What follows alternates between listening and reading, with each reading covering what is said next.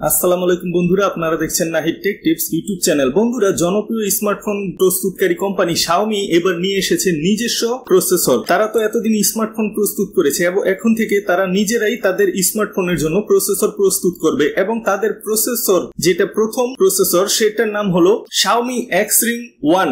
এটা কিন্তু ফ্ল্যাগশিপ লেভেলের একটা প্রসেসর এবং এই প্রসেসরটি স্ন্যাপড্রাগন 8 ইলিট এবং অ্যাপেল A18 প্রো প্রসেসরকে চ্যালেঞ্জ করেছে। খুব ভালোভাবেই চ্যালেঞ্জ করেছে বন্ধুরা। যেখানে অ্যাপেলের latest smartphone processor Apple A18 আপনার 6টি কোর অফার করছে, মানে এই প্রসেসরে আছে 6টি কোর, সেখানে কিন্তু স্ন্যাপড্রাগন 8 ইলিট আপনাকে অফার করছে 8টি কোর। আর এইদিকে শাওমি তাদের নতুন এই Xring 1 প্রসেসরে অফার করছে আপনাকে 10টি কোর, অনেকটাই বেশি বন্ধুরা। এবং অ্যাপেলের A18 প্রো এটা আপনার AnTuTu বেঞ্চমার্ক ভার্সন 10 এ স্কোর করেছে 1.8 মিলিয়ন বা 18 লক্ষ প্লাস।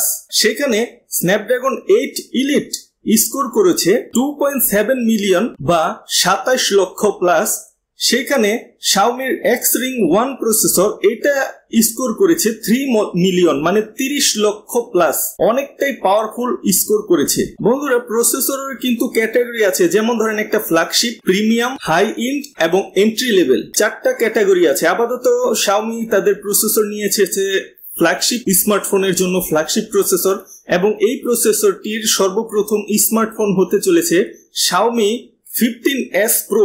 এই স্মার্টফোনের মাধ্যমেই শাওমি তাদের নতুন প্রসেসর এবং বিশ্বব্যাপী জানানোর চেষ্টা করছে যে তারাও প্রসেসর মার্কেটে প্রবেশ করেছে। এই 15S Pro এই স্মার্টফোন দিয়েই সেটা বিশ্ববাসীকে জানিয়ে দিয়েছে। এই প্রসেসরটিতে 2টি থাকবে প্রাইম কোর, যেটি 3.9 গিগাহার্টজ পর্যন্ত বুস্ট করতে পারবে এবং থাকবে ARM Cortex X925 আর্কিটেকচারের কোর এবং 4টি থাকবে 3.4 গিগাহার্টজ বুস্ট করতে পারা পারফরম্যান্স কোর এবং 4টি থাকবে ইফিসিয়েন্সি কোর। 2, 4, 4 এই হলো 10টি কোর। এবং এই প্রসেসরে শাওমি গ্রাফিক্স হিসেবে ব্যবহার করেছে 16 কোরের Mali Z925 immortal GPU core, অনেক পাওয়ারফুল জিপিইউ। আপনার আজকাল তো মনে করেন অনেকে মোবাইল দিয়ে ভিডিও এডিটিং, কন্টেন্ট ক্রিয়েশনের অনেক ধরনের কাজ করে। যদি বেশি কোর থাকে তাহলে কিন্তু আপনার কাজ যখন আপনি করে রেন্ডার দিবেন বা ভিডিও এডিটিং, রেন্ডার বা সেভ দিবেন, খুব দ্রুত হবে প্রফেশনাল কাজগুলো স্মার্টফোন দিয়ে, তাই বেশি কোর প্রয়োজন। শাওমি জানিয়েছে পরবর্তীতে তারা হাই এন্ড, মিড রেঞ্জ এবং এন্ট্রি লেভেলের স্মার্টফোনের জন্য নিজস্ব প্রসেসর প্রস্তুত করবে।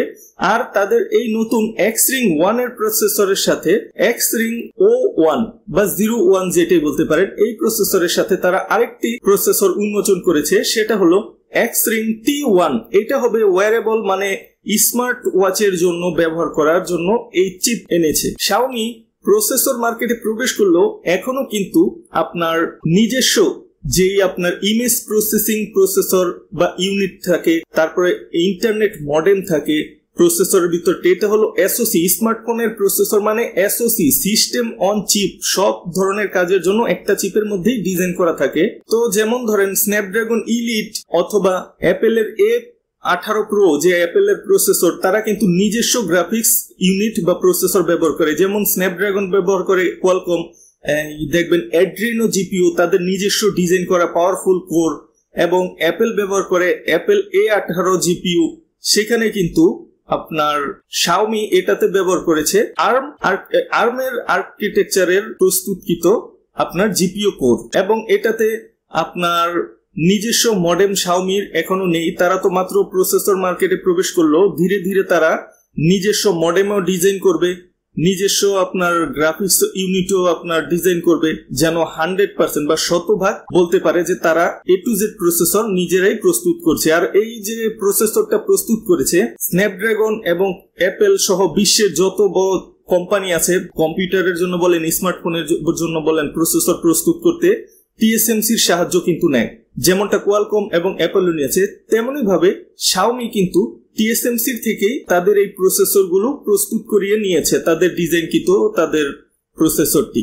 এখন বন্ধুরা, বিভিন্ন অনলাইন লিকে বেঞ্চমার্কে আপনার দেখাচ্ছে প্রসেসরটা খুব পাওয়ারফুল, খুব ভালো পারফরমেন্স করছে, কিন্তু রিয়েল ওয়ার্ল্ড যখন একজন কাস্টমারের হাতে আসবে, সে ব্যবহার করবে, সেই রিয়েল ওয়ার্ল্ড পারফরমেন্সটা কেমন হয় সেইটা দেখার জন্যই সবাই কিন্তু আগ্রহের সাথে বসে আছে। তো আপনাদের কি মনে হয়, শাওমি কি পারবে সত্যি স্ন্যাপড্রাগন, মিডিয়াটেক অথবা অ্যাপেলের ফ্ল্যাগশিপ প্রসেসরের সাথে প্রতিদ্বন্দ্বিতা করতে বা টক্কর দিয়ে এগিয়ে যেতে? আপনাদের মতামত কমেন্ট করে জানাতে পারেন এবং ভিডিওটি লাইক দিয়ে চ্যানেলটি শেয়ার, সাবস্ক্রাইব করে আমার চ্যানেলের পাশেই থাকবেন। পরবর্তীতে আরো নিউজ নিয়ে আপনাদের সামনে হাজির হব। সেই পর্যন্ত ভালো থাকবেন। ধন্যবাদ।